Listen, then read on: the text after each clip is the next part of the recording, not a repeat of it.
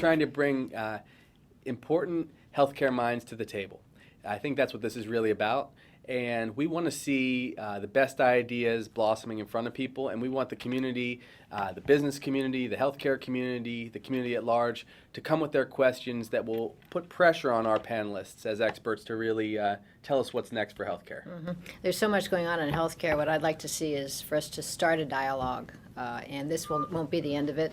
I think it's going to raise as many questions as it's going to answer, and that means we need to then continue the dialogue. And we're going to have some key people there. We're not going to have everybody that needs to be at the table. We couldn't fit them all in a 2-hour session, but we're going to have some key people who can have an active interchange of ideas about what's going on in healthcare and how we can make things better in the state. Well, we took the approach, since it's a massive, Ginny and I were talking about this, it's a massive issue, healthcare and healthcare reform. So we're focusing in 2 areas, health economics and healthcare delivery system. Now, of course, there's incredible overlap. We have executives from our largest insurer. We have the CEO of one of our biggest and most important hospitals. We have actual providers and experts in those areas. Any one of them probably could have gone from one panel to the other. But this way, we can let people come and have their most pressing questions be focused on the group that is being moderated. In this case, Ginny. Yeah, the first one I'll be moderating will be more the big picture, what's happening with health transformation on a global perspective, and then getting more into the specifics of those who are actually dealing with the delivery of healthcare in the community. Right, and we want you to be able to ask hard questions, and we want people who are really in the trenches giving you direct answers. So we want to be able to say, what's going on over at Hawaii Pacific Health? And we have Ginny, and we have Art Ushijima, who we can say, what will it mean 10 years from now at Queens campus? We have a provider, Dr. Tensale, who is a pediatrician and an internist, and she's dealing with the day-to-day effects of this healthcare transformation. So I think it would really be a great time for people to come with tough questions for our panelists. I'd like to say to our doctor, for instance, do you think you'll be able to still practice as a freestanding physician in the next 10 years?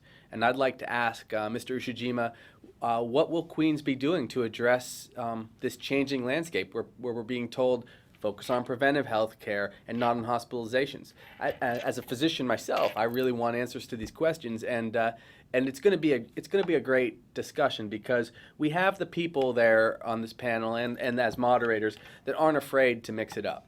And I think that's what anyone who comes is going to see. And on my panel with Beth Giesting and Dr. Thomas Sang and Coral Andrews, we'll be able to talk a little bit more about how are we going to organize all of these components. We've got the Hawaii Health Information Exchange, we've got the Hawaii Health Insurance Exchange called the Connector, we've got the Governor's Office on Health Transformation, we got Health IT, we got all these pieces that need to be coordinated. How are we going to do that and make it work for the state? One thing is for sure, we don't know for sure what it's going to look like. Things are happening as we speak and evolving. We know for sure that we need to focus on better quality and controlling healthcare costs and getting patients better access to care in a timely manner and having patients be more active as partners in their healthcare. How we make that happen, how we coordinate the various aspects of healthcare in the community, I think there's going to be a lot of questions that are going to come up. And healthcare is a budget buster for people's businesses. I take to heart, I'm still a clinician. I still go back and do my work in the ER every weekend. But when I take a look through the lens of the legislature and our budgets, that's just a fact. All of our businesses are going to have to engage in the healthcare reform discussion.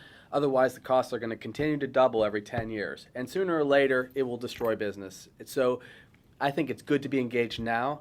Hold us to account. Help us to ask the right questions, because at the end of the day, each of these businesses that comes to a forum like this knows that some large part of their budget is going to be devoted to healthcare. And it's ideal having the legislature talking together with the business community. We need that kind of dialogue going on.